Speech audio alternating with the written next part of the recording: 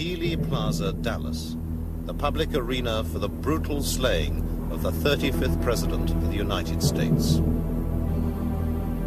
The assassination of John F. Kennedy on November the 22nd, 1963, in this tiny acre of Texas, changed history and the lives of millions.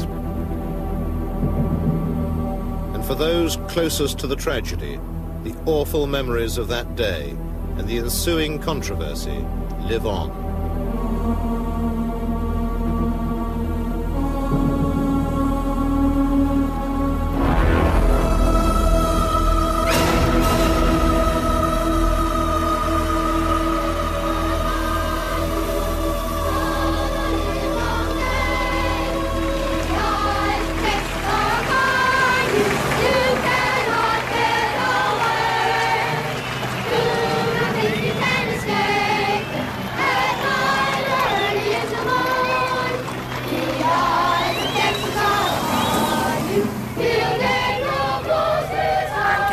No one will ever convince me any differently that the shots came from the area of the picket fence on the grassy knoll. No one will ever convince me. I saw it. I believe that's where it came from.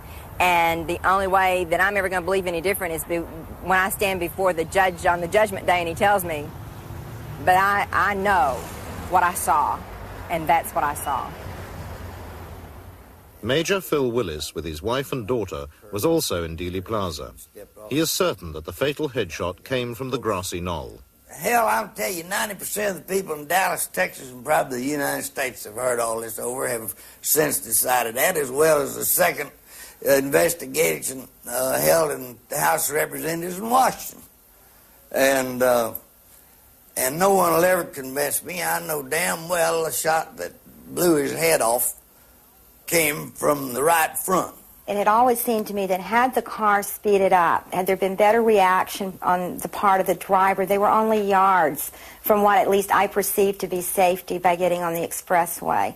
But the car seemed to it didn't move. After that first shot, it just didn't move. And the thing that has, over the years, continued to rather haunt me about the whole situation was the feeling that, did that first shot miss, as I felt it had? If it did miss, had that car speeded up, would he be alive today? Even now, those eyewitnesses closest to the killing suffer their own haunting images from that dreadful day. The headshot, seeing his head blow up, I can see it just as plain. It's red, it's very brilliant, it's cone-shaped, going back. That's my impression. Sad, but true. I would agree with my mother. The headshot is so traumatic and permanently emblazoned in my mind that that and the sadness of the assassination, that'll be forever in my memory. Very sad, very traumatic. Went over on another knoll over the other side of Dealey Plaza and just lay down on the grass and vomited, and I was just sick. And then when we took my film out to Kodak out near Love Field and saw Air Force One taking off, and I listened to it on the radio, it was hard to believe it was true. And I began wondering then, and I have never stopped wondering to this day what this world might have been like if it had not happened.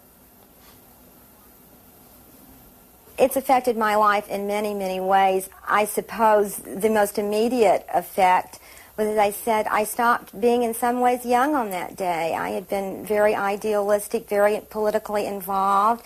I had really believed that you could make changes. I saw that it didn't really matter what you had or what you did. It could all be gone in an instant, no matter who you were or what you had to offer. It could be gone in a flash, and that's a pretty profound thing to learn at 23 years of age, that it can just end, and for reasons that you have absolutely no control over. So in a sense, I said that was the day that marked the end of my youth, And I remember one line that always struck with me at the time. It said, "The most profound of sin is tragedy unremembered." And I've never forgotten that line, and I feel almost a duty. I don't get on soapboxes and talk about it all the time, but when there is an occasion, and particularly within my own family context, I feel it's very important to remind people what happened, and that it can happen again, and that nothing in life is a guarantee. He wasn't just the president elected by some unknown party out there. He was elected by us, the citizens of the United States of America. He was my president, and I felt very personally violated. And then to see him assassinated that way, so graphically, was horrifying. My president. As the motorcade slowly passed the grassy knoll in Dealey Plaza, the shots rang out, and Kennedy was dead before his car reached the underpass.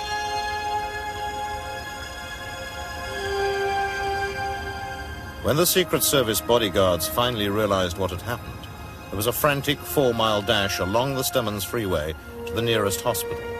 At Parkland, Kennedy was rushed to Trauma Room 1, where surgeons did everything they could to revive him, despite the massive head wound observed by Dr. Robert McClelland. It was not a small opening at all. I would estimate that probably a quarter, or at least a fifth, of the back right side of the skull was gone. I stepped up and looked, and I could see inside President Kennedy's head on the right side near the back. We call it the occipito-parietal area. And the scalp had been torn apart there, and the skull had been blasted open by the effect of the high-velocity missile. I thought it was probably an exit wound because, generally speaking, high-velocity missiles of that type will enter through a rather small opening, and by creating a blast effect and by the tumbling of the bullet, it will then, as it exits the body, leave a large hole. Particularly large caliber bullets, like from a .45 or from a deer rifle or something of this sort, would cause that kind of massive exit wound. We had taken the casket in the room in the meantime and prepared it, and Miss Kennedy came into the room, and she was, standing there looking at him very calm, holding back tears. It's just she was emotional. I mean, never did cry, and she took her wedding ring off her finger and tried to place it on his finger. Of course, his a lot larger, and so. Struggling with, I got some K-tail jelly there that they use and greased his finger, and we got it up on his finger as far as it can.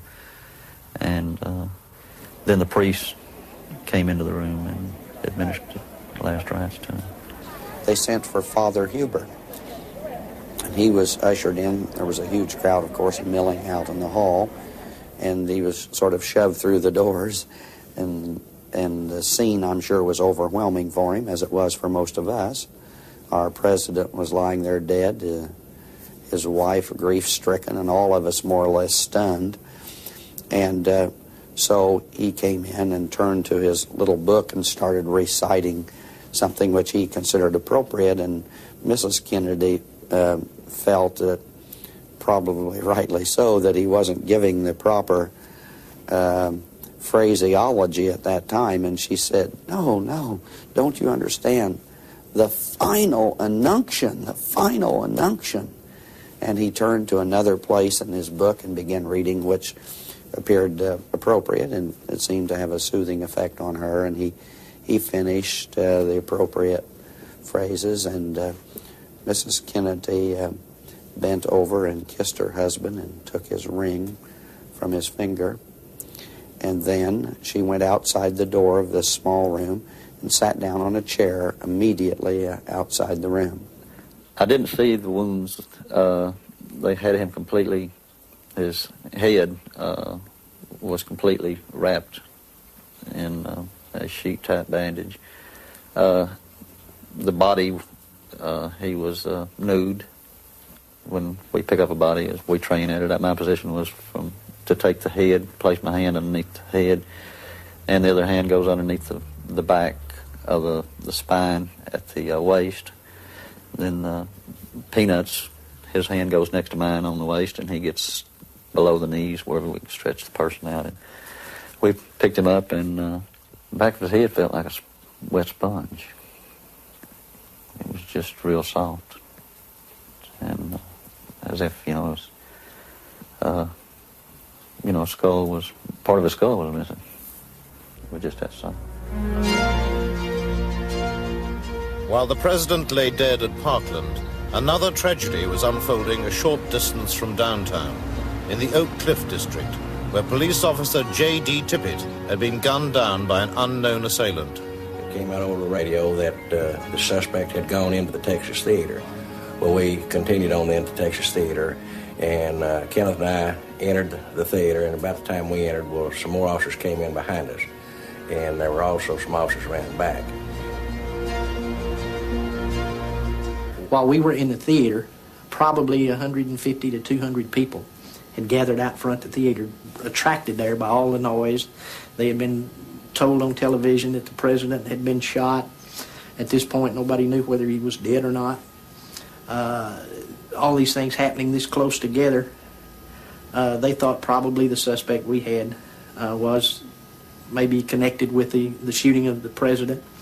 And so we were hearing yells like, "Get him, let's kill him, let's take him." And we were all thinking, well, we just had to risk our lives and fight over a gun to get the man, and here we are, we may have to shoot somebody else to keep him. When Oswald was first brought into the homicide office, I heard this commotion, and I looked up and I saw him. He was handcuffed with his hands handcuffed behind his back. And at that time, he refused to tell me who he was. He said something to the effect, "Well, you're the cop, you figure it out."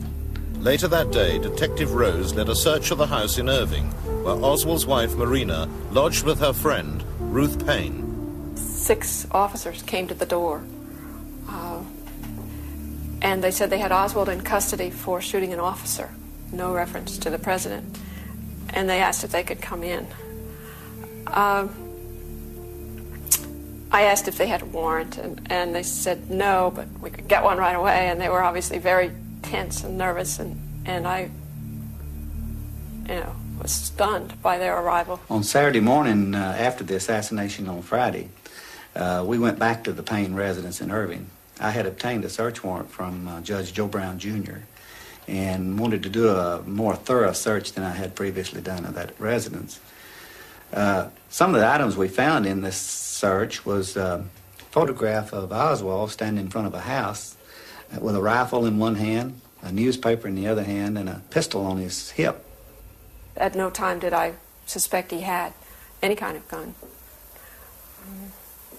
That picture showed up later with that Marina had taken. I recognized the location as the back of their Neely Street apartment, because she'd taken me out there to pick some flowers to take home one time when I was visiting there in the spring before.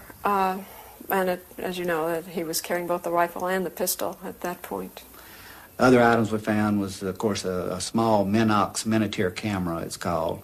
It had a roll of film in it. We never did develop that film. It was later turned over to the FBI, so I don't know what turned out to be on that film. We found a great amount of communist literature, communist books.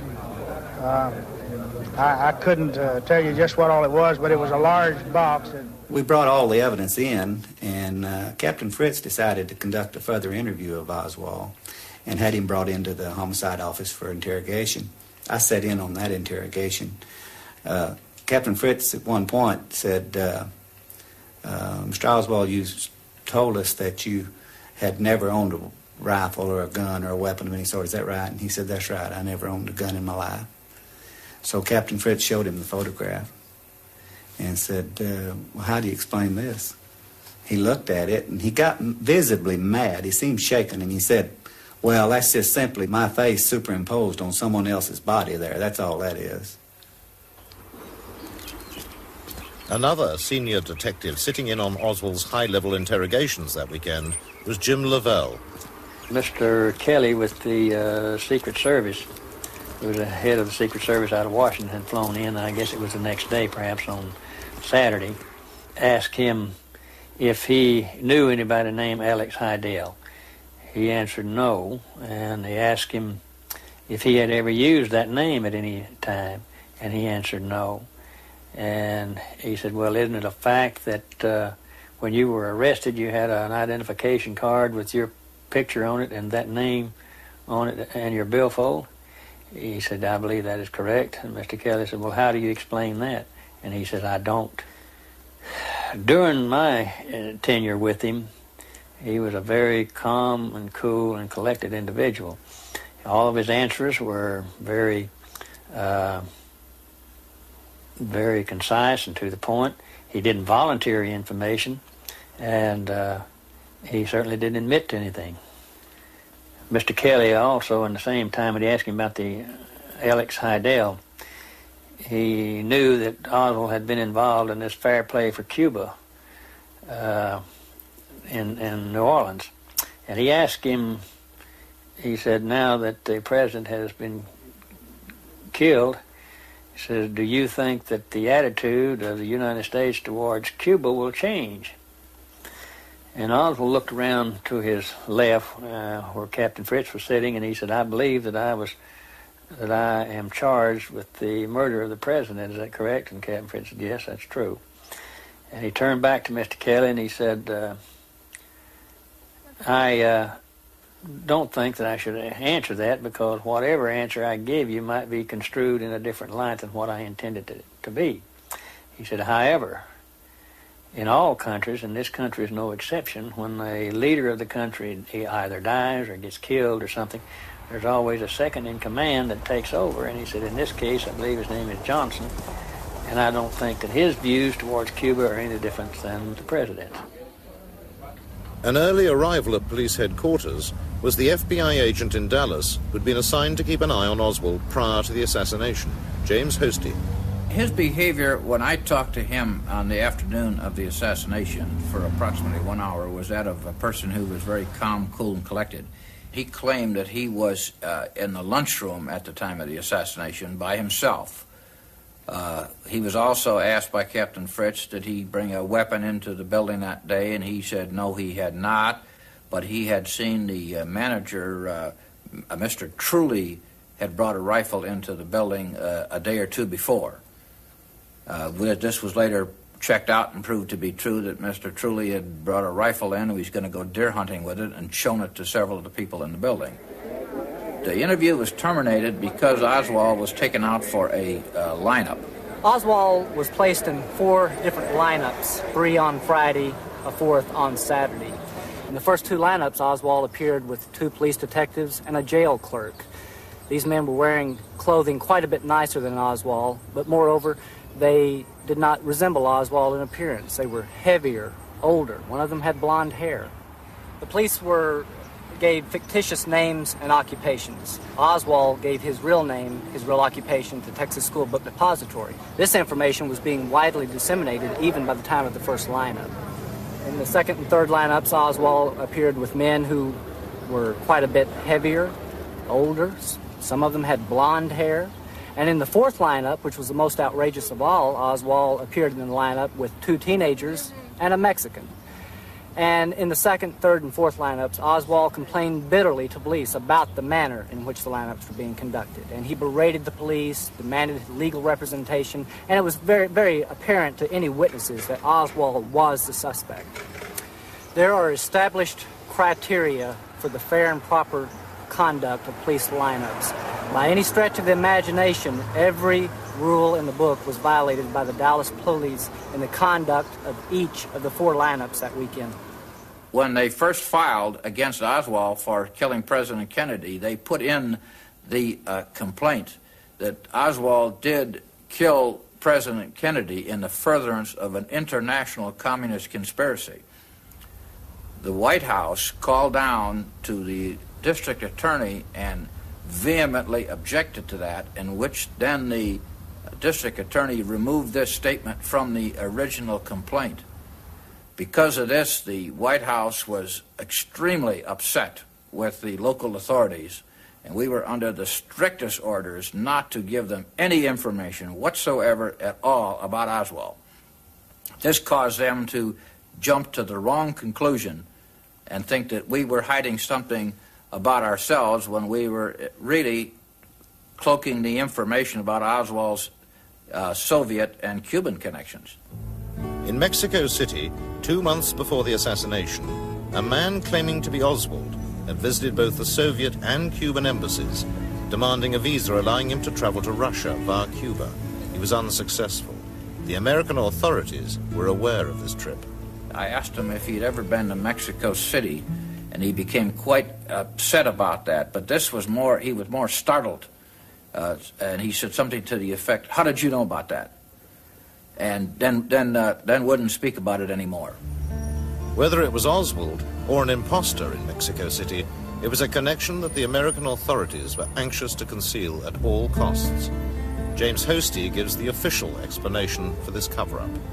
Oswald had been in contact with V.V. Kostakov, who was the Soviet KGB chief of assassinations and sabotage for the Western Hemisphere. I think the fact that Oswald had been in contact shortly before the assassination with a person of that nature, and due to the fact that he had spent 3 years in Russia, this would have caused the American public to become so outraged that it could have led to World War III. I believe for this reason they decided that they would keep this from the American public. Whatever the real mission was in Mexico City, the American authorities at the highest level were determined that it should never be revealed. In Mexico City, the CIA agents were instructed to cease and desist their investigation of a possible Castro connection to Oswald's assassinating of President Kennedy. There was a near mutiny among the CIA agents over this order to stop the investigation. The ambassador to Mexico City stated he was given orders from his superiors to stop the investigation, and then commented, well, if the president's own brother agreed with it, I guess we'd have to go along with it, which would indicate to me that Attorney General Robert Kennedy concurred with the order to stop the investigation of the Castro connection to Oswald.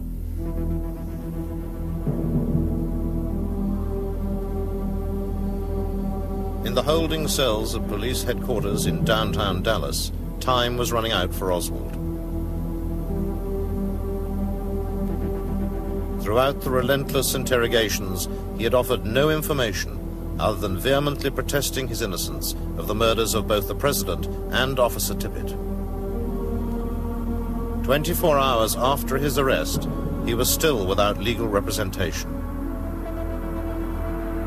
Oswald called me from the jail on Saturday after the assassination. He actually called twice. The first time in the afternoon, he just asked me to try to reach a lawyer that he was trying to get to represent him. And I said I would, because I thought he should have representation, but I frankly was stunned that he called, that he asked for something from me at that point.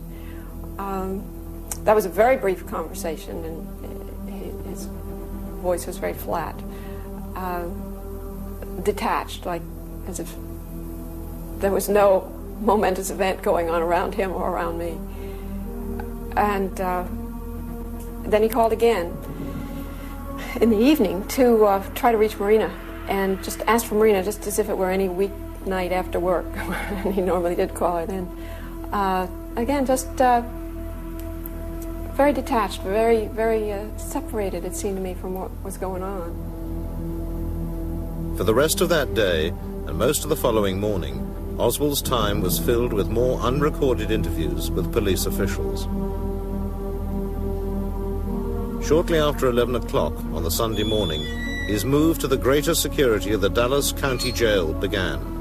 When we started to transfer him that morning, we brought his stuff down to him, and that included a couple of sweaters. I believe one was a beige and one was a black sweater. And it was a little cool, so we asked him if he wanted to wear one of the sweaters, and he said yes. And I asked him which one. He said, I believe I'll wear the beige one. And he started to take it, and he said, no. I said, I think I want to wear the black one. I don't know why, because it wasn't the best sweater. But anyway, took the cuffs off of him and gave him the sweater, and he put it on and cuffed him again. And in talking with Chief there, I suggested to him that morning that we take Oswald out of the elevator on the first floor, put him in a car on Main Street where there wasn't any people, and we would be into the county jail before anyone realized that we were transferring him. But he did not agree to that because we were already obligated to transfer him so the press could take pictures and everybody else could see it. So, you know what happened. Ruby shot him in us holding him, so which is not good. Now the prisoner wearing a black sweater, he has changed from his T-shirt, is being moved out toward an armored car, being led out by Captain Fritz. There is the prisoner. Do you have anything to say in defense? Oswald has been shot. Oswald has been shot. Mass confusion here. Holy mackerel. A shot rang out as he was led into his car. A shot. There's a mass confusion there. I had Oswald, in addition to being handcuffed to him, I had my left hand hooked into his belt on his right-hand side. And I pulled back with him, trying to pull him behind me. But without any leverage, I wasn't able to move him to any distance.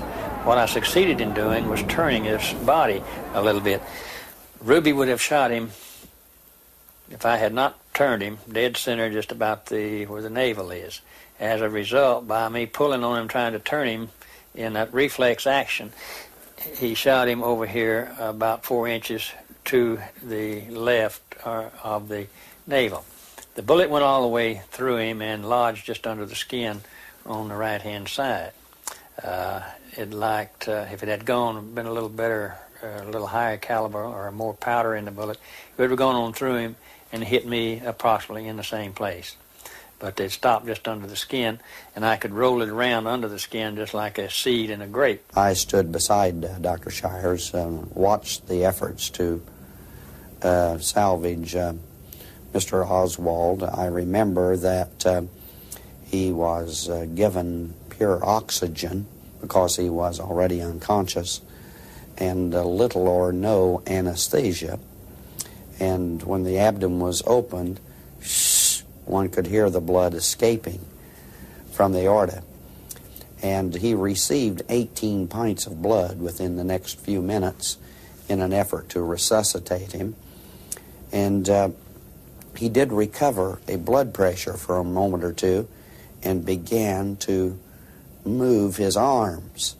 You may recall that the bullet had entered his left chest, had gone through the stomach, the spleen, had torn the superior mesenteric artery on the aorta, gone through the vena cava, passed through the upper pole of the right kidney, buried itself through the liver and into the skin of the abdominal wall on the opposite side.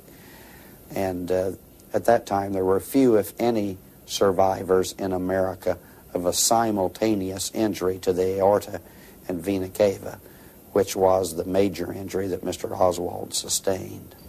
I was probably about 20 to 25 feet from the point of the shooting, and I was looking in that direction.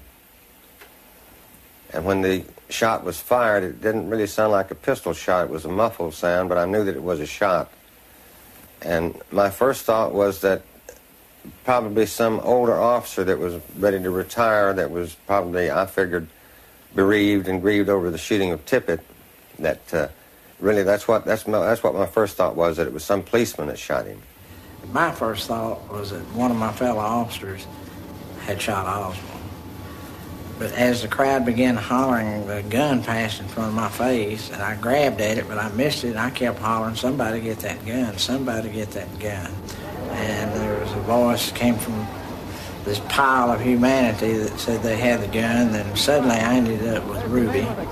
We drug him back into the jail office where we restrained him and began to get handcuffs on him. Chief Curry, along with Captain Fritz and other top administrators, had originally planned, it was my understanding, to transfer Oswald during the night. But outside political pressures coming from as far as Washington insisted that Oswald be shown that he hadn't been coerced into a confession, that he hadn't been beaten, and that the world exposure be granted on this subject. After all, he was an assassin accused in killing the President of the United States. Chief Curry did not have the final say as to when or how Oswald was transferred. It came from his superior, which was the city manager at that time. So, again, we knew better than to transfer him under those conditions, but we didn't have any choice.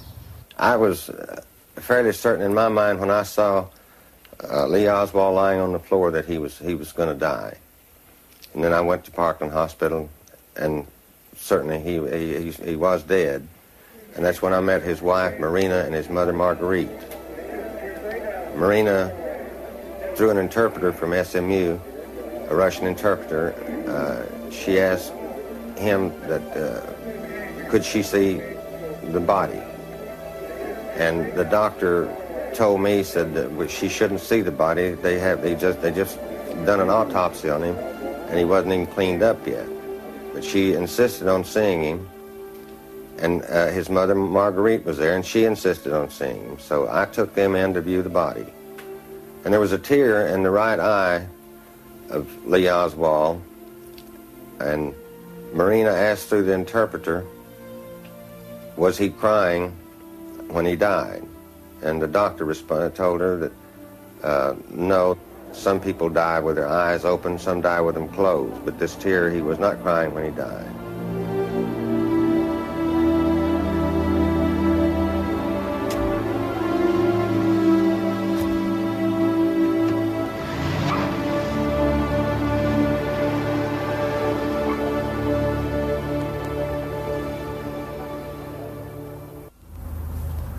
Paul O'Connor was a medical orderly who assisted at President Kennedy's autopsy on the night of the assassination. For many years he was prevented, under threat of court-martial, from talking about his frightening experience.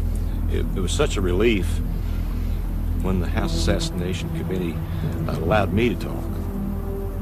Then I could get it off my chest. It was such a relief to do that. And I'm glad it was brought out of the closet. At least I don't have to walk around the rest of my life bursting at the seams waiting to say, you people don't realize what I did or what I saw.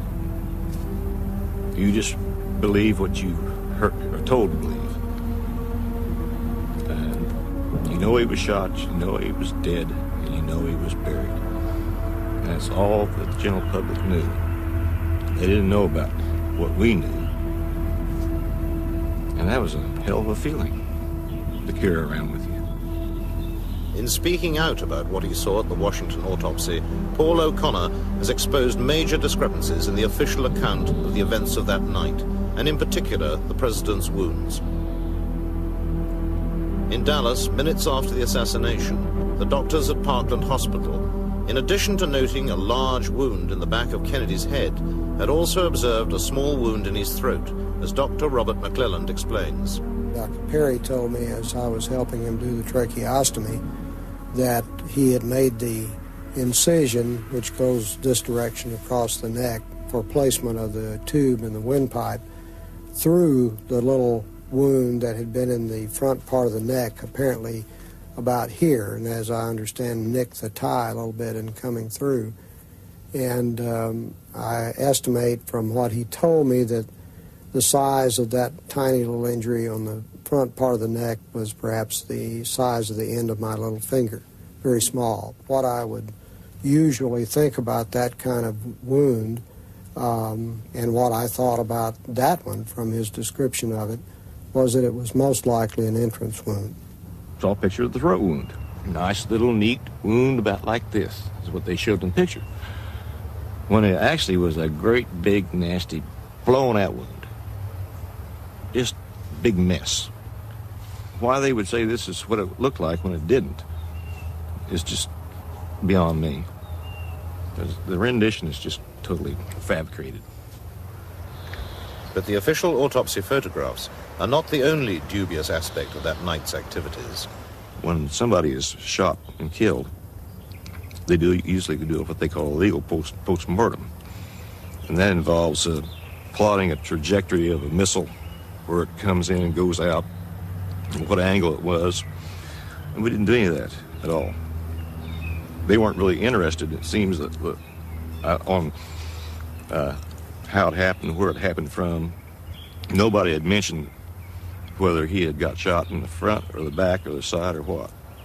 I remember that Dr. Humes was just about ready to pull his hair out because he was a very meticulous person. And he'd start to do something, and Admiral Berkeley would say, "Don't do that," and he'd just tense all up, and we'd have to go to some other procedure. And I thought to myself, this is a very unbelievable, strange night. I felt like I was in some kind of a horror story that was real. But what really scared me was about several days later, after the autopsy, we were ordered into the commanding officer's office, all of us that had anything to do with the autopsy, where we signed orders that stated under penalty of general court-martial, you will not divulge any information or talk to anybody. That's what scared me. Dr. Cyril Wecht, a distinguished forensic pathologist and a fearless critic of the cover-up, believes the truth can still be established. I think it would still be possible, even today, to determine how, in fact, John Kennedy was killed, to be able to prove that there were two people firing. I would like to see a real murder investigation conducted. I would like to see FBI agents and other law enforcement people going to individuals who are involved in the chain of custody, find out where the brain is, find out where the codochromes of the interior chest wounds are, find out where the microscopic tissue slides are. I would like to see all of the evidence brought together and a thorough scientific analysis undertaken. I would also like to see repeat experiments done shooting a Mannlicher Carcano with 6.5 millimeter military-type ammunition through goat carcasses and human cadavers to simulate the bony fractures in Governor John Connally, and let's see what those bullets look like. Those things can be done. If they are done, then I am convinced that the Warren Commission report will crumble like a house of cards. And of course, the people on the other side, they're not stupid. They are also convinced that that is what would happen, and that is exactly why such a new investigation is not being undertaken.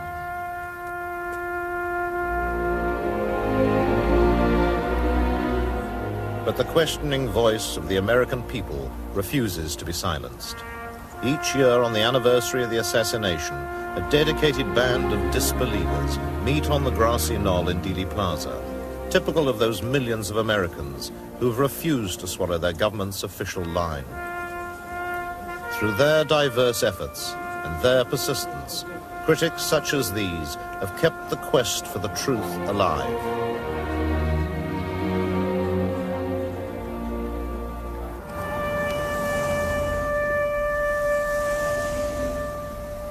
As with most people, I believed the Warren report at first. I think we all had to. We needed to know that there was no nameless they that got away with this, that it had been solved. But the more that was written, the more that we learned, the more questions there were. For every question that was answered, there were 10 more new ones that needed to be answered. And I felt that for my own sake, for all of our peace of mind, we needed to know more of what happened to President Kennedy. They didn't tell us the truth. It's a very valid criticism of the Warren Commission that it failed to follow up many, many important leads and witnesses that came to its attention. One of the best examples, I think, is the fake Secret Service man up on the grassy knoll and a Dallas police officer. Within a minute or two after the shooting, Officer Joe Marshall Smith ran up on the grassy knoll following the other witnesses. That's where they all went initially. And Joe Smith pulled his pistol when he spotted a man behind the picket fence up on the grassy knoll. And this was a man dressed in coat and tie. And this man, even looking right into Smith's revolver, said, "Hey, I'm Secret Service." And he pulled out some credentials that, to Officer Smith, indicated that this man was legitimate. Smith left him alone and went away, investigating other areas in the plaza. The important part is that the Secret Service at no time had any agents anywhere in Dealey Plaza, with the exception of the agents who were riding in the motorcade. So here's a guy passing himself off as a Secret Service agent to a Dallas police officer, and there was no Secret Service agent there. The Warren Commission either didn't know that or didn't want to know. They didn't even ask Officer Smith pertinent questions about that encounter. And to me, that's one of the great failings of the Warren Commission, and a typical example how important evidence was overlooked initially or lost at that time. There was some new evidence that came out in late 1976, evidence that I was responsible for, in that the researchers had long been aware of recordings of the Dallas Police Department's radio channels. The department was using 2 at that time.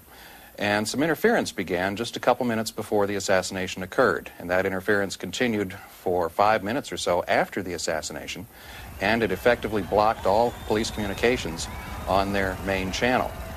What wasn't known was which officer was responsible for it. My thinking was that if the officer were in or very close to Dealey Plaza, his open microphone may have picked up the sound of the shots. From that theory sprang an investigation by the House Assassinations Committee, and after some digging they found what they thought were the original recordings. They had the scientists analyze the recordings and decided that after some tests and then firing some test shots in Dealey Plaza and recording those, that there were 4 shots fired during the assassination, perhaps as many as 6. And that, of course, proved conspiracy. For 2 years, through political turmoil, the House committee flourished. It investigated areas that needed to be investigated, some that we hadn't thought of before. Others, unfortunately, were overlooked. And as a result, after the dust cleared, we were given a report. The report said, yes, there was a conspiracy, but a very limited conspiracy. There were at least 2 people firing at President Kennedy. Much of the evidence leading toward involvement of government investigative agencies, perhaps in the actual murder, perhaps just in the cover-up, were all pretty much glossed over. Some recommendations were made to the Justice Department. They were never followed through. During the House Assassinations Committee hearings, the FBI and CIA admitted that they had withheld evidence, that they had obstructed justice. Not a single person was ever put to task for this. They were just allowed to go, and that's the way it remains till this day. We can't know the truth unless we have subpoena power and people that want to know the truth. If they don't want to know the truth, whether because they don't believe in it or because they feel it's politically advantageous to themselves not to investigate it, then we'll never know the truth. But how can this country go on after a quarter of a century of this cover-up? How can we build on that? We're building on a lie. We've got to know the truth. The House Select Committee on Assassinations concluded, primarily on the acoustics evidence, but not exclusively, that there were 2 people firing shots in Dealey Plaza. And they decided, based on the scientific evidence that took a period of some 9 to 10 months to analyze fully, that shots number 1, number 2, and number 4 all came from the Texas School Book Depository building. But shot number 3 did come from the grassy knoll to the president's right front. Therefore, it's inescapable. Conspiracy because there were at least 2 shooters. So all this means that according to the United States government, there are now 2 official conclusions as to what happened. The Warren Commission says there was 1 shooter and 3 shots. The House Assassinations Committee says 2 shooters, a total of 4 shots. There's a conspiracy or there isn't. That's where we're stuck, and we have been since 1978.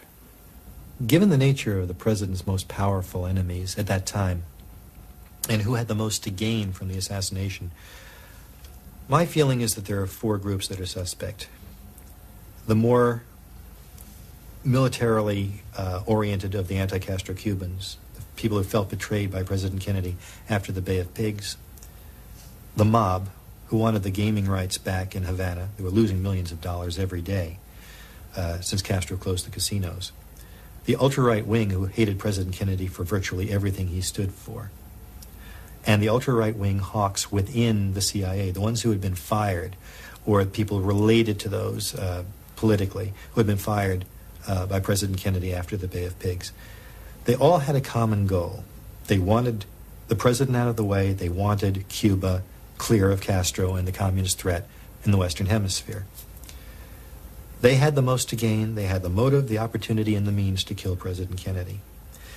If that is the cake, then the icing on the cake is the president's decision to withdraw the troops from Vietnam. That was the CIA's war. They wanted it, they wanted to promote it, they wanted to push it. The people who I think had most to gain, as they saw it, were the military-industrial intelligence complex. It's a myth that the intelligence agents don't make policy. They make it all the time. They always say they're carrying out policy, and sometimes they are. The people who had most to gain were those who didn't want the peace in the world that John Kennedy had tried to turn the world toward when he and Khrushchev worked out the solution to the Cuban Missile Crisis. The people who didn't want John Kennedy to be president were those who were making incredible fortunes from war production. Had Kennedy lived, I think we'd have had no Vietnam War, with all of its traumatic and divisive influences in America. I think we would have escaped that. I think the world would have escaped. The 50,000 odd Americans dead and 300,000 more wounded and over 500,000 more hooked on dangerous drugs and tropical diseases. The divisiveness of that war that so many of the people thought unjustified and unnecessary and it shouldn't have been there. It split this country widely, and many of those things have lingered on since. Kennedy made a speech at American University in June of the year before he died, and he said, we live in one world, we got to breathe in the same air, and we got to live together, we're going to die together. He was very disturbed by our involvement in Vietnam, which he inherited. And there came a time when he called his generals in and spoke to them, and after he spoke to them, the Pentagon issued a small statement saying that we have re-evaluated our involvement in Vietnam and find that we can begin to withdraw our men. The plan was to begin by withdrawing 1,000 a month. 17,000 were to be withdrawn by the time of the election, which was a year later. One plane load reached the United States when John Kennedy was killed. 3 days after the assassination, the body wasn't yet in the ground. The Pentagon issued what it called a re-evaluation of its re-evaluation. And they said simply that we found that our re-evaluation was optimistic. And the rest is history. The whole world turned around on it. The world will not within the lifetime of anybody living today recover from just that. Kennedy represented the voice of hope, a voice of opportunity, a voice for the future, uplift. People could hardly stand on their feet. They'd jump up and down when he came along the street. And this great voice of hope for the future of a better America was stilled by the assassin's bullets. And people were depressed and mourned over it and thought we have lost our brightest and best in the head. The most important effect once the Warren Report came out was disenchantment and disillusionment, especially of that college generation. I can't tell you how many collegiate audiences reflected this. All people of all ages reflected it on the radio talk shows, which spent a lot of time on this. So people lost their faith in the government. And the government earned that loss of faith. And I think perhaps the second is more important, that when the government justifies a loss of faith, it really is a deep subversion. The strongest ally the cover-up has had has been the American media, both because they are unable or unwilling to accept the conspiracy or the fact of the conspiracy, or because they know better and are serving their masters well. One of the two. None of the things that the critics brought to light were treated responsibly by any responsible element of the press. If it hadn't been for the kookiest of all, the radio talk shows, we critics would not have been able to reach the people we did, and they were very important. The Washington Post resisted it, the New York Times resisted it, the major TV networks resisted it, unless you had something nutty, unless you had something dramatic, unless you had something they knew wasn't true. But substantial criticism never had a voice. And that's what the working of a democratic society requires. Most of all, when it's a crime of the magnitude of the subversiveness of this one, the assassination of a president. If the press would just open their eyes, if the media would accept the fact of the conspiracy, instead of just arbitrarily disbelieving, we'd have some allies. A handful of critics and researchers in this case have gotten remarkably far on their own. But if the press would just be honest about it and question and do their job, we could learn a lot more. The fact of the assassination conspiracy is beyond doubt. Only the scope is in question. I'm a first-generation American. I'm the first member of my family born at least since the time of Christ. I can't go back to Adam. In freedom. None of my predecessors ever had it. And I've been a writer, an investigator, reporter, a Senate investigator, an intelligence analyst. And the older I get, the more convinced I become that despite all its failings, we have the best system of self-government man has yet perfected. And it's got so many failings. But for the system to work, Those who are responsible for seeing to it that it works have to see to it that it works. In this case, didn't happen. They subverted it instead. The assassination nullified our system, and the investigation nullified our system. My investigation has been different than that of others who are known as critics, because mine is a study of how the institutions of our society worked at the time of Great Crisis and since then. And obviously, the conclusion's obvious. They all failed. All, on all levels.